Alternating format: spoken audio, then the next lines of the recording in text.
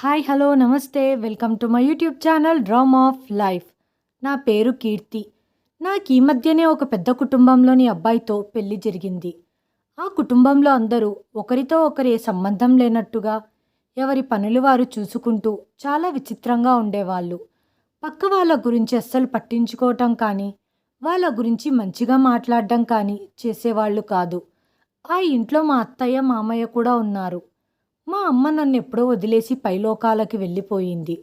అందుకే నేను మా అత్తయ్యలో మా అమ్మను చూసుకునేదాన్ని. కానీ ఒకరోజు మా అమ్మయ్య అత్తయ్యతో దారుణంగా వ్యవహరించారు. దాన్ని చూసిన నాకు మతిపోయినట్లయింది. ఇంతకు మామయ్య గారు అత్తయ్యని ఏం చేశారంటే, మా నాన్న చనిపోయి చాలా సంవత్సరాలయ్యింది. మేము 6 మంది సంతానం. అందరికంటే నేనే పెద్దదాన్ని. నాకు 5గురు తమ్ముళ్ళున్నారు. నాకు వయసు అయిపోతున్నా మా నాన్నగారు నా పెళ్లి గురించి ఏ విధమైన ఆలోచన చెయ్యకపోగా, నాకంటే 1 సంవత్సరం చిన్నవాడైన నా తమ్ముడికి పెళ్లి సంబంధం చూస్తున్నారని తెలిసిన బంధువులు, ఇంట్లో అమ్మాయి ఉండగా అబ్బాయికి ఎలా పెళ్లి చేస్తావు అని అడగ్గా, నా కూతురికి కట్నం ఇచ్చి పెళ్లి చేయగలిగేంత డబ్బు నా దగ్గర లేదు. కానీ కోడలదేముంది, ఫ్రీగా వస్తుంది, కట్నం కూడా తెస్తుంది. ఇప్పుడు ఇంటికి మరదలు కూడా వచ్చేసింది.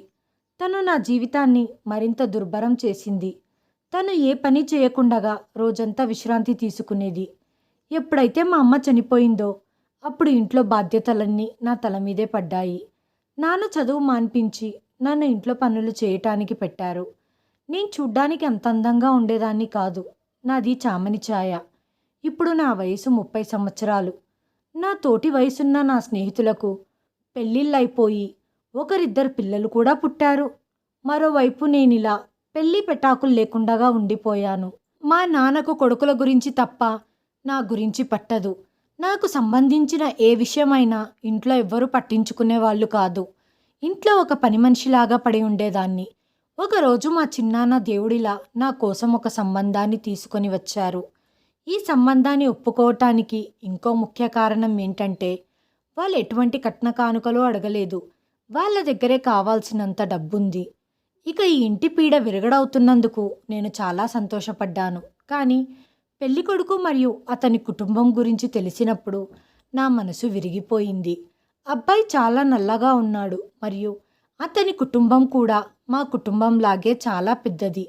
ఆయనకు 3 అన్నలు, 1 అక్క, 1 చెల్లి ఉంది. అందరికీ పెళ్ళిళ్ళయ్యాయి. అన్నాదమ్ముల ఆస్తి పంపకాలన్నీ జరుపుకొని వాళ్ళ భార్యలతో వేరే ఊర్లో ఉంటున్నారు. ఈయన మాత్రమే తన తల్లిదండ్రులతో కలిసి ఉంటున్నాడు. వ్యక్తి రంగుతో ఏం పనుంది? వ్యక్తిత్వం బాగుంటే చాలు మరియు బాగా సంపాదిస్తున్నారని నేను సంతోషించాను.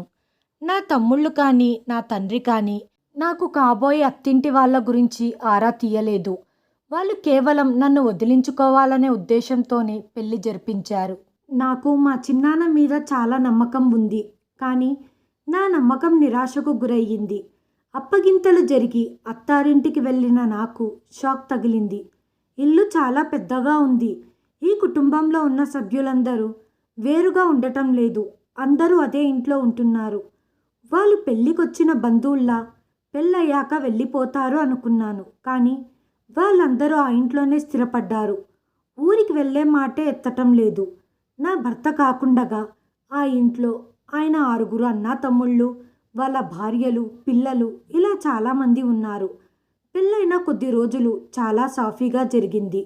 ఒకరోజు నా భర్త పని మీద వేరే ఊరికి వెళ్ళవలసి వచ్చింది. నా బాగోగులంతా మా అత్తగారే చూసుకునేవారు. ఆవిడ చాలా మంచిది. నా తోడికోడళ్ళంతా వాళ్ళ వాళ్ళ గదులలో విశ్రాంతి తీసుకొని మేకప్ వేసుకోవటానికే సమయం సరిపోయేది కాదు. నా భర్త ఎప్పుడైతే ఊరికి వెళ్ళారో అప్పటినుంచి నేనొక్కదాన్నే గదిలో పడుకునేదాన్ని. అర్ధరాత్రి ఎవరో కేకలు, అరుపులు విని మెలకువ వచ్చేది.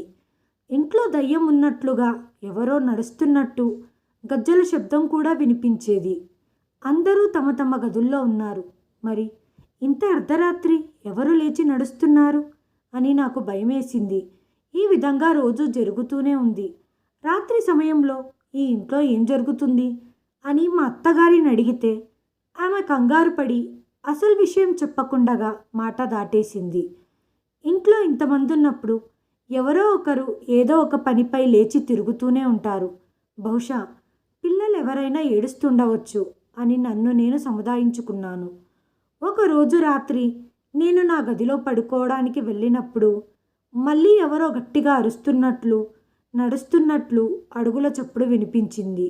రోజు ఇలాగే జరగటంతో ఏం జరుగుతుందో తెలుసుకుందామని ఒకరోజు ధైర్యం చేసి నా గది నుంచి బయటికి వచ్చాను. బయట మా మామగారు ఫోన్లో ఎవరితోనూ గట్టిగా అరుస్తూ మాట్లాడుతున్నారు. చిన్న చిన్న విషయాలకు కూడా గొడవ చేయటం, మాటలతో అందరినీ బెదిరించటం ఇదే మా మామగారి పని. ఆయన ఏ పని చేసేవాడు కాదు, ఇంట్లోనే ఉండేవారు. అత్తయ్యతో సహా ఇంట్లో అందరూ మామయ్యకు భయపడేవారు. ఎవరితోనూ పద్ధతిగా మాట్లాడేవారు కాదు, ఎవరి మాట వినేవాడు కాదు. ఆయన ఏం చెయ్యాలనుకుంటే అదే చేసేవాడు. నాకిప్పుడు అనిపించింది, ఇలా రాత్రుల్లో తిరిగే వ్యక్తి ఈయన కాకపోతే ఇంకెవరై ఉంటారు అని. మా మామగారే ఫోన్లో ఇలా రోజూ గట్టిగా మాట్లాడి ఉంటారు. కొన్నిసార్లు మా అత్తగారిని కూడా కొట్టేవారు. ఆమెను ఒక వ్యక్తిలా చూడరు, తన కాళ్ళ కింద చెప్పులాగా చూస్తూ ఉంటారు. మామయ్య అత్తయ్యను ఏదో ఒక విషయం గురించి తిడుతూనే ఉంటారు. నేను మెల్లగా వినటానికి ప్రయత్నించేదాన్ని, కానీ వాళ్ళిద్దరు ఏ విషయం మీద గొడవ పడుతున్నారో నాకు అర్థమయ్యేది కాదు. మామయ్య ఇంత దారుణంగా అత్తయ్యను కొట్టడానికి, తిట్టడానికి గల కారణం? ఆమె ఏమంత పెద్ద తప్పు చేసింది? నా భర్త ఊరికి వెళ్ళిన తర్వాత ఈ ఇంట్లో ఏవేవో కొత్త విషయాలు జరుగుతున్నాయి. కొద్ది రోజుల తర్వాత నా భర్త నాతో 2 రోజులు గడపాలని ఇంటికి వచ్చారు. నేను చాలా సంతోషించాను. మామగారు అత్తయ్య మీద చెయ్యి ఎత్తడం ఆపేశారు. ఇంట్లో వాళ్ళందరూ కలిసి డైనింగ్ టేబుల్ దగ్గర కూర్చొని భోజనం చేసేవాళ్ళం. ఒకరితో ఒకరు చర్చించుకునేవారు. ఇదంతా నా భర్త ఇంట్లో ఉన్నప్పుడే జరిగేది. ఆయన లేనప్పుడు ఎవరి దారి వాళ్ళన్నట్లుగా ఉండేవాళ్ళు. ఈ వ్యత్యాసాన్ని నేను గుర్తించాను. ఒకరోజు నేను, నా భర్త ఒక రెస్టారెంట్కి వెళ్ళాము. ఆయన నన్ను చూసి, నీ మూడు బాగోలేదా? భోజనం కూడా సరిగ్గా చెయ్యలేదు. అతనికి ఇంట్లో జరిగిన విషయం చెప్పాలి అనుకున్నాను. కానీ మేము పెళ్ళైన తర్వాత మొదటిసారిగా సమయం గడపాలని ఇంట్లో నుంచి బయటికి వచ్చాం. ఈ సమయంలో ఈ విషయాలు చెప్పి ఆయన మూడు ఎందుకు చెడగొట్టాలి అనుకుంటూనే, మీ నాన్నగారు రాత్రిపూట మీ అమ్మని ఎందుకు కొడతారు అని అడిగేశాను. ఈ ప్రశ్న విన్న తర్వాత ఆయన నా వైపు ఆశ్చర్యంగా చూస్తూ, నీకేమైనా పిచ్చి పట్టిందా? అలాంటిదేమీ లేదు. నాన్నగారు అమ్మని ఎంతో ప్రేమిస్తున్నారు. నేను ఆయనతో ఏదో చెప్పాలనుకునే లోపే ఆయనకు ఫోన్ రావటంతో అక్కడి నుంచి పక్కకు వెళ్ళారు. కొద్దిసేపటికి అతను తిరిగి వచ్చి, నువ్వేదో చెప్తున్నావు కదా, చెప్పు అని అడిగారు. నేను ఆయనతో ఏమీ చెప్పకుండగా, నేను ఏదో పొరపాటు పడ్డాను, మనం ఇంటికి వెళ్దాం, చాలా లేట్ అయిపోయింది అని నా భర్తతో కలిసి ఇంటికి వచ్చాను. 2 రోజుల తర్వాత నా భర్త పని మీద ఊరికి వెళ్ళారు. నా భర్త వెళ్లే ముందు షాపింగ్ కోసమని నాకు కొంత డబ్బు ఇచ్చారు. నేను షాపింగ్కి వెళ్ళి తిరిగి వచ్చే సమయానికి మా అత్తయ్య గారి గది తలుపులు తెరిచి ఉన్నాయి. లోపల నుంచి అరుపులు వినిపించటంతో నేను గది దగ్గరికి వెళ్ళి నిలబడ్డాను. మామయ్య గారు మళ్ళీ అత్తయ్య మీద చెయ్యి చేసుకుంటున్నారు. అది పట్టపగలే, రాత్రి సమయం కూడా కాదు. నేను నా చేతిలో ఉన్న షాపింగ్ వస్తువులను పక్కకుంచేసి నేను మామయ్య అత్తయ్య మాటలు వినటానికి ప్రయత్నిస్తున్నాను. అప్పుడు అత్తయ్య గారు ఇలా అంటున్నారు, ఇక చాలా ఆపండి, మీ దెబ్బలు నేను తట్టుకోలేకపోతున్నాను, నన్ను క్షమించండి. అయినా ఎంతకాలం నన్ను ఈ విధంగా బాధిస్తారు? అత్తయ్య ఒకే విషయాన్ని 2-3 సార్లు చెబుతున్నారు. నేను లోపలేం జరుగుతుందో అని తలుపు జరిపి తొంగి చూశాను. లోపల సన్నివేశం చూసి నా కాళ్ళ కింద నేల లాగేసినట్లయింది. లోపల మామయ్య గారు మా అత్తయ్య జుట్టును కత్తిరిస్తున్నారు. నేను ఆశ్చర్యపోయాను. ఇంతకాలం మామయ్య అత్తయ్యపై చేయి చేసుకుంటున్నారు, అందుకే ఆమె ఇంత గట్టిగా అరుస్తుంది అని. కానీ నా ఈ ఆలోచన తప్పని తేలింది. ఆయన ఎందుకు వెంట్రుకలు కత్తిరిస్తున్నారు? నాకు ఈ విషయం అర్థం కావటం లేదు. ఆడవారికి వెంట్రుకలు ఆభరణం లాంటిది. ఆడదానికి అందం తన వెంట్రుకలతోనే ముడిపడి ఉంటుంది. మామయ్య ఒక చేతిలో కత్తెర, ఇంకో చేతిలో కత్తిరించిన వెంట్రుకలు ఉన్నాయి. నేను ఆగలేక గట్టిగా అరుస్తూ గదిలోకి ప్రవేశించాను. మామయ్య, మీరెందుకు ఇలా చేస్తున్నారు? అమ్మ కీర్తి, సంతోషించు. మీ అత్తయ్య చేసిన తప్పుకు ఇది చాలా చిన్న శిక్ష. తను చేసిన పనికి తనని ఇంట్లో నుంచి వెళ్ళగొట్టాలి. ఇది చెబుతూ మామయ్య గదిలో నుంచి బయటికి వెళ్ళిపోయారు. నేను వెళ్ళి అత్తయ్యను కౌగిలించుకొని ఓదారుస్తూ ఇలా అడిగాను. ఏంటిదంతా? మామయ్య ఎందుకు మీ వెంట్రుకలు కట్ చేస్తున్నారు? అత్తగారు ఏడుస్తూ, ఆయన రోజు ఈ విధంగానే చేస్తారు. ముందు ఆయన నన్ను కొడతారు, ఆ తర్వాత నా వెంట్రుకలు కత్తిరిస్తారు. ఈయన చాలా దుర్మార్గుడు, ఏదైనా చెయ్యగలడు. నీకసలు ఈ ఇంటి గురించి ఏం తెలియదు, అందుకే ఈ విషయం నీకు అర్థం కాదు. నేను నిర్దోషిని, నేనే తప్పు చేయలేదు. అసలు విషయం ఏంటి? ఆయన ఎందుకు మీతో ఈ విధంగా ప్రవర్తిస్తున్నారు అని అడిగాను. కీర్తి, ఇంట్లో అందరూ కేవలం వాళ్ళ గురించి మాత్రమే ఆలోచించుకుంటారు, పక్క వాళ్ళ గురించి పట్టించుకోరు. ఎందుకంటే వీళ్ళంతా నా చిన్న కొడుకు సంపాదన మీద బ్రతుకుతున్నారు. నువ్వు ఇంట్లో ఉన్న వ్యక్తులతో జాగ్రత్తగా ఉండు, ముఖ్యంగా మీ మామయ్యతో. ఆయన చాలా దుర్మార్గుడు. నువ్వు ఏ విషయాన్ని కూడా నీ భర్తతో చెప్పొద్దు. నువ్వు చెప్పావని తెలిస్తే ఆయన నా ప్రాణం తీసేస్తారు. అత్తయ్య నన్ను బలవంతంగా గది నుంచి బయటికి పంపించేసింది. చూడు కీర్తి, నువ్వు ఇంకోసారి ఎప్పుడు మా ఇద్దరి మధ్య గొడవల్లో రావద్దు. నువ్వు కలగజేసుకోవాల్సిన అవసరం లేదు అని అన్నారు. మామయ్య ప్రవర్తన అత్తయ్యతో సరిగ్గా లేదు. ఆమెపై ఈ విధంగా దౌర్జన్యం జరగటం నేను సహించలేకపోయాను. కానీ చేసేదేమీ లేక నేను మౌనంగా నా గది వైపు వెళ్తుండగా మామయ్య నన్ను పిలిచి ఇలా చెప్పారు. ఒకసారి నేను చెప్పేది విను. నాకు తెలుసు నేను చెప్పిన మాటలు నువ్వు నమ్మటం లేదని. ఆయన మాటలు నాకు అర్థం కావటం లేదు. ఆయన నా దగ్గరికి వచ్చి, నా కొడుకులాగే నువ్వు చాలా తెలివైన దానివని నాకు తెలుసు అనటంతో, మామయ్య మీరు అత్తయ్యతో చాలా దారుణంగా వ్యవహరిస్తున్నారనగా మామయ్య ఇలా చెప్పారు. సరే ఉండు, ఇప్పుడు జరిగిందంతా నేను నీకు చెబుతాను. నీకు నాపై నమ్మకం రావాలి కదా. నీకు తెలియాలి ఇంట్లో ఏం జరుగుతుందో అంటూ తన జేబుల్లో నుంచి మొబైల్ ఫోన్ తీసి అందులో ఏదో చేయటం మొదలుపెట్టారు. ఆ తర్వాత మొబైల్లో ఉన్న కొన్ని ఫోటోలను చూడమంటూ మొబైల్ను నా వైపు తిప్పి, ఇది చూసిన తర్వాత ఇంకెప్పుడు నువ్వు నన్ను తప్పుగా అర్థం చేసుకోవు. నేనేమి తప్పుడు వ్యక్తిని కాదు. ఏ మగాడైనా తన భార్య చేసిన నమ్మక ద్రోహాన్ని చూసినప్పుడు అతను ఖచ్చితంగా తన భార్యను ఏదో రకంగా ఆపాలని చూస్తాడు. ఆ ఫోటోలు చూశాక నా నెత్తి మీద పిడుగు పడ్డట్టు అయ్యింది. ప్రస్తుతం నేను నా కళ్ళను నమ్మలేకపోయాను. నేను ఇంకా ఫోటోలు చూస్తూనే ఉన్నాను. అంతలోనే మా అత్తయ్య మెట్లెక్కి పైకొచ్చి నా చేతుల్లో నుంచి మొబైల్ లాక్కొని తన దగ్గర పెట్టుకుంది. నా చేయి పట్టుకొని లాగుతూ, నువ్వు ఇంకా నీ గదికి వెళ్ళలేదా? నేను అత్తయ్యకి ఏదో చెబుతుండగా, నీకేమీ తెలియదు, నువ్వు అర్థం చేసుకునే స్థితిలో లేవు, ముందు నీ గదిలోకి వెళ్ళు, మా ఇద్దరి మధ్య రావటానికి ప్రయత్నించొద్దు అనటంతో వెంటనే నేను నా చేతిని అత్తయ్య చేతుల్లో నుంచి విడిపించుకున్నాను. ఆమె కళ్ళు పెద్దగా చేసి కోపంగా నా వైపు చూస్తుంది. రాత్రి మళ్ళీ అదే అరుపుల శబ్దం మొదలయ్యాయి. ఒకప్పుడు మా అత్తగారికి చాలా పొడవాటి జడ ఉండేది. ఆమె జుట్టు కత్తిరించి కత్తిరించి సగం బట్టతల చేసేశాడు. ఆమె ఎప్పుడూ తల మీద చీర కొంగు కప్పుకొని తిరుగుతూ ఉండేది. చాలా రోజులు ఇదే విధంగా కొనసాగింది. నా భర్త ఊరి నుంచి వస్తే ఇంటి పరిస్థితులన్నీ నార్మల్గా అయ్యేవి. ఆయన తిరిగి ఊరెళ్ళిన తర్వాత మళ్ళీ యథావిధిగా మారిపోయేవి.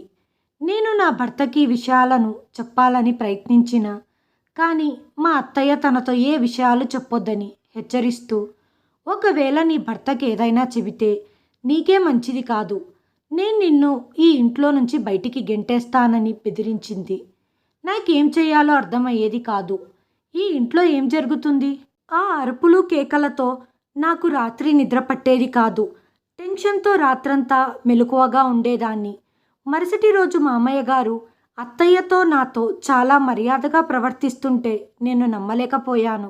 బహుశా ఆయన తన తప్పును గుర్తించి భార్యపై చేయి చేసుకోకూడదని తెలుసుకున్నారేమో అనుకున్నాను. నేను వాళ్ళ మధ్య ఉన్న సఖ్యతను, ప్రేమను, అభిమానాన్ని చూసి చాలా సంతోషించాను. చాలా రోజుల నుంచి మామయ్య గారి వ్యవహారం అత్తయ్య పట్ల సరిగ్గా ఉండేది కాదు. ఇప్పుడు వాళ్ళ మధ్య పరిస్థితి చక్కబడటంతో నాకు ఒక టెన్షన్ తీరిపోయింది. రోజులు సాఫీగా గడుస్తున్నాయి. ఒకరోజు రాత్రి 10 గంటలకి నేను నా గదిలో కూర్చొని టీవీ చూస్తుండగా మామగారు నా గదిలోకి వచ్చారు. మామయ్య గారు, మీరా? ఈ సమయంలో ఇక్కడ? ఏం లేదు కోడలా, నీకోసం టీ తెచ్చాను. మీ ఆయనకు మీ అత్తయ్యకు నా చేతి టీ అంటే చాలా ఇష్టం. కోడలుగా నువ్వు ఇంటికి వచ్చినప్పటి నుంచి నిన్నెవరూ సరిగ్గా పట్టించుకోవటం లేదు. అందుకే నీకోసం టీ తెచ్చాను. టీ తాగి చెప్పమ్మా ఎలా ఉందో అన్నారు.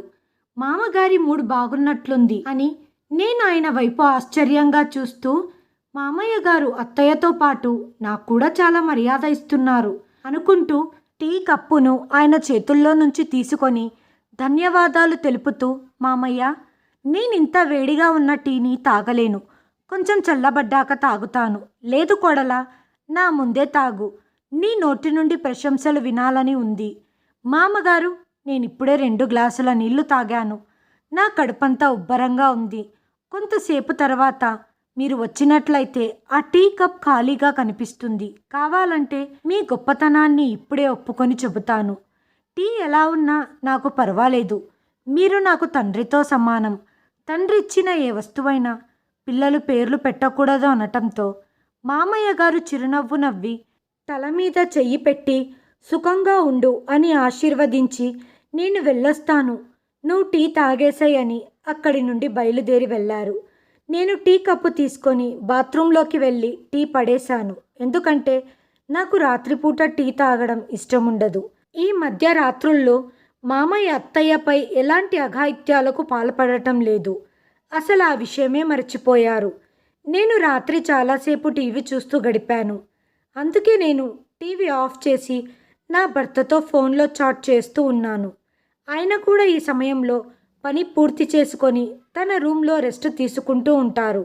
ఎవరిదో నీడ నా గది వైపు వస్తున్నట్లు అనిపించి నాకు భయమేసింది. వెంటనే ఫోన్ ఆఫ్ చేసి కళ్ళు మూసుకొని పడుకున్నాను. ఎవరో నా గది తలుపులు తెరిచి నన్ను గమనించి మళ్ళీ తలుపు వేసినట్లు అనిపించింది. నాకు అర్థమయ్యింది నా గదికి ఎవరొచ్చారో. నేను మళ్ళీ నా భర్తతో చాట్ చేయటం ప్రారంభించాను. గది బయట ఏదో అలికిడి శబ్దం వచ్చింది. నేను నా మొబైల్ ఆఫ్ చేసి మెల్లగా గది నుంచి బయటికి వచ్చాను. అక్కడ మామగారు మా అత్తయ్య నోరు మూసి తనని ఎక్కడికో తీసుకొని వెళ్తున్నారు. నేను వాళ్ళని అనుసరిస్తూ వెళ్ళాను. వాళ్ళు వెళ్ళే చోటు చూసి నేను ఆశ్చర్యపోయాను. ఈ ఇంట్లో బేస్మెంట్ కూడా ఉందా అని. అయితే దీని గురించి కానీ ఇది ఎప్పుడు కట్టారో అన్న విషయం అయితే నాకేం తెలియదు. వాళ్ళ అత్తయ్యని బలవంతంగా బేస్మెంట్లోకి లాక్కొని వెళ్ళారు. కానీ వాళ్ళు తలుపులు వేయటం మరిచారు. నేను కూడా మెల్లగా ఆ బేస్మెంట్లోకి వెళ్ళాను. అందులో ఒక చిన్న గది ఉంది. ఆ గదిలో అత్తయ్యను కుర్చీలో కూర్చోబెట్టి తాళ్లతో కట్టేశారు. మామయ్యతో పాటు అక్కడ ఇంకా ఎవరో 2 వ్యక్తులు ఉన్నారు. వాళ్ళతో కూడా మామయ్య మాట్లాడుతున్నారు. నేనలా పక్కకు దాక్కొని వాళ్ళేం మాట్లాడుకుంటున్నారో వింటున్నాను. ఆ సమయంలో మామయ్య అత్తయ్యతో చెప్పిన విషయాలు విని నాకు మతిపోయినట్లయింది. నీ పేరు మీద ఉన్న డబ్బు ఆస్తంతా నీ ఏకైక కొడుకుకే చెందుతుంది. కాబట్టి ఇదంతా నువ్వు నా పేరు మీద రాసేయాలి. ఈ అవకాశం కోసం నేను ఎన్నో సంవత్సరాల నుంచి ఎదురు చూస్తున్నాను. నిన్నిక్కడే చంపి పాతిపెట్టి నీ ప్రియుడితో పారిపోయావని పుకార్లు పుట్టిస్తాను. తొందరగా ఈ దస్తావేజుల మీద సైన్ చెయ్యి అంటూ మామయ్య ఎంత కొట్టినా కానీ అత్తయ్య గారు ఇలా చెప్పారు. నేను చచ్చిన ఆ పని చెయ్యను. ఇదంతా నా కొడుకు ఎంతో కష్టపడి సంపాదించిన ఆస్తి. దీన్ని నీకు నీ చేతకాని కొడుకులకు రాసిస్తానని ఎలా అనుకున్నావు? ఇంకా సంతోషించు. ఇన్ని సంవత్సరాలు నీ అసలు రూపాన్ని నా కొడుక్కి చెప్పకుండా దాచి ఉంచాను. ఇప్పుడు నా కోడలతో కూడా దాచి ఉంచాల్సి వస్తుంది అనటంతో మామయ్య అత్తయ్యను కొట్టి, నీ కోడలికి అస్సలు విషయం తెలియదు. నేను తనకిచ్చిన టీలో నిద్ర మాత్రలు కలిపాను. తను ఉదయం లేచి చూసేసరికి అత్తయ్య తన ప్రియుడితో పారిపోయిందన్న వార్త విని నమ్ముతుంది. ఎందుకంటే ఆ రోజు ఫోన్లో నువ్వు నీ ప్రియుడితో ఉన్న ఫోటోలను తనకు చూపించాను. తను నమ్మింది. నిజానికి ఆ రోజు మా మామగారు కొన్ని ఫోటోలు చూపించారు. అవి మా అత్తగారి ఫోటోలు. ఆ ఫోటోలు చాలా అసభ్యకరంగా అశ్లీలంగా ఉన్నాయి. మరియు మా అత్తగారు వేరే మగవాళ్లతో కలిసి ఫోటోలు దిగినట్టుగా మా అత్తగారి ఫోటోలను ఎడిట్ చేశారు. ఇప్పుడు నేను మీకు అసలు విషయం చెబుతాను. ఇప్పుడు ఉన్న మామయ్య మా అత్తయ్యకు 2వ భర్త. అత్తయ్యకు తన మొదటి భర్తతో కలిగిన సంతానమే నా భర్త. మా అత్తయ్య ఒక పెద్ద ధనవంతుణ్ణి పెళ్లి చేసుకుంది. కొంతకాలానికి ఆయన అనారోగ్యంతో మరణించాడు. ఆయన చనిపోవటానికి ముందే తన ఆస్తినంతా తనకు పుట్టబోయే సంతానం మీద రాసేశారు. ఆయన కాలం చేసే నాటికి మా అత్తయ్య గర్భవతిగా ఉంది. అత్తయ్య తల్లిదండ్రులు తనకి ఇంకో మంచి సంబంధం చూసి పెళ్లి చేశారు. మామయ్య గారి మొదటి భార్య డెలివరీ సమయంలో మరణించింది. అతనికప్పటికే చాలామంది పిల్లలు ఉన్నారు. అత్తయ్య తన కొడుకుని బాగా చదివించి మంచి ప్రయోజకుణ్ణి చేసింది. ఆయన ఇప్పుడు ఆస్తిని బాగా డెవలప్ చేశారు. ఈ పరిస్థితిని అదునుగా తీసుకొని మామయ్య గారి పిల్లలు డబ్బును విచ్చలవిడిగా ఖర్చు చేయటం, ఎంజాయ్ చేయటం ప్రారంభించారు. నా భర్తకు ఈయన అసలు తండ్రి కాదని తెలియదు. ఆయన కళ్ళు తెరిచినప్పటి నుంచి ఇతన్నే తండ్రిగా భావిస్తున్నారు. అత్తయ్య ఈ విషయాన్ని ఎందుకు దాచారంటే, నా భర్త మిగతా పిల్లల మాదిరిగా కాకుండా చిన్నతనంలో నుంచే చాలా తెలివైనవాడు. కొంతమంది పిల్లలు తొందరగా తండ్రి కాని వ్యక్తిని తండ్రిగా సమ్మతించలేరు. ఆ భయంతో తనకు అసలు విషయం చెప్పలేదు. నా భర్త తన తండ్రి యొక్క పాత బిజినెస్లన్నీ చూడటం మొదలుపెట్టారు మరియు బాగా అభివృద్ధి చేసి బాగా డబ్బు సంపాదించారు. ఈ విషయాలన్నీ మామయ్యకి నచ్చలేదు. ఎందుకంటే ఆయన సంతానంలో ఎవ్వరు కూడా నా భర్తకు సరితూగేవారు లేరు. నా భర్త సంపాదించిన సంపాదనతోనే వాళ్ళంతా బ్రతుకుతున్నారు. కానీ మా ఆయన ఏం సంపాదించినా అదంతా వాళ్ళమ్మ పేరు మీదే ఉంచేవాడు. ఇప్పుడు మామయ్య ఆస్తంతా తన పేరు మీద రాయించుకోవాలని చూస్తున్నారు. మామయ్య మాత్రం నా భర్త ముందు చాలా మర్యాదగా హుందాగా ఉన్నట్లు నటిస్తున్నారు. ఎందుకంటే ఆయన తన రెండో తండ్రి అని, ఇంట్లో వాళ్ళంతా తన రక్త సంబంధం కాదని తెలిస్తే ఆయన సహించలేరు. వాళ్ళను వెంటనే ఇంట్లో నుంచి పంపించేస్తారు. మామయ్య అత్తయ్యతో ఆస్తి పత్రాలపై సంతకం చేయించుకొని ఆమెను చంపి తను సంబంధం పెట్టుకున్న వ్యక్తితో పారిపోయిందని చెప్పాలనుకున్నారు. గదిలో ఉన్న ఇంకో ఇద్దరు ఎవరంటే మా మామయ్య పెద్ద కొడుకులే. ఇంతకాలం ఈయన చేసే దారుణాలన్నీ ఆమె ఎంతో ఓపిగ్గా అన్నీ భరించింది తప్ప తన కొడుకు సంపాదనని వేరే వాళ్లకు రాసి ఇవ్వలేదు. నేనిక అత్తయ్య మీద జరిగే దారుణాలు చూడలేకపోయాను. ఆయన నమ్మినా నమ్మకపోయినా మామయ్య ప్రవర్తనలో మార్పు చూసి ఏదో గందరగోళం జరుగుతుందని ముందే నా భర్తతో ఏ విషయం దాచకుండగా అన్నీ మెసేజ్ చేసి చెప్పేశాను. ఆయన నా మెసేజ్ చూసి తన స్నేహితుడిని పంపిస్తాను, నువ్వు అతని సహాయం తీసుకో, నేను ఇంటికి బయలుదేరుతున్నాను. కానీ నువ్వు చెప్పింది నిజమే అయితే మా నాన్నతో సహా వాళ్ళందరూ ఇంటి నుంచి బయటికి పంపిస్తాను. అదే అబద్ధమైతే నిన్ను ఇంట్లో నుంచి బయటికి పంపించేసి విడాకులు ఇచ్చేస్తాననటంతో నాకు అంతా అంగీకారమే అని చెప్పాను. నేను బేస్మెంట్లో నుంచి బయటికి వస్తుండగా నా భర్త స్నేహితుడు, ఆయన ఒక పోలీస్ ఆఫీసర్ కనిపించగా నేను ఆయనకు జరిగిందంతా చెప్పి, కావాలంటే మీరు కూడా వచ్చి బేస్మెంట్లో చూడండి అని చెప్పి ఆయనను బేస్మెంట్లోకి తీసుకొని వెళ్ళాను. అక్కడ ఆయన జరిగిందంతా తన కళ్ళతో చూశారు. మామయ్య మరియు ఆయన కొడుకులు అత్తయ్యను కొట్టి ఆస్తి పత్రాలపై సంతకం చేయించుకోవటానికి ప్రయత్నిస్తున్నారు. ఆయన వాళ్ళందరినీ అరెస్ట్ చేసి పోలీస్ స్టేషన్కు తీసుకొని వెళ్ళారు. ఉదయం నా భర్త ఇంటికి రాగానే ఆయన స్నేహితుడు అన్ని విషయాలు ఫోన్లో తెలియజేశారు. మామయ్య మీద మరియు అతని కొడుకుల మీద కేసు నమోదు చేశారు. అత్తయ్య గారు కూడా కోర్టులో సాక్ష్యం చెప్పటం వల్ల మాకు అనుకూలంగా తీర్పు వచ్చింది. మామయ్య కొడుకులను కోడళ్లను ఇంట్లో నుంచి పంపించేశారు. ఇప్పుడు ఈ ఇంట్లో మేము ముగ్గురమే ఎంతో సంతోషంగా ఉంటున్నాము. అప్పుడప్పుడు కొంతమంది డబ్బు వ్యామోహంలో పడి తమ యొక్క బంధాలను కూడా నిర్లక్ష్యం చేస్తారు. నేను మీతో ఒక్క విన్నపం చేసుకుంటున్నాను. దయచేసి బంధాలకు బాంధవ్యాలకు గౌరవించి అందరికీ సరైన గౌరవం ఇవ్వాలి.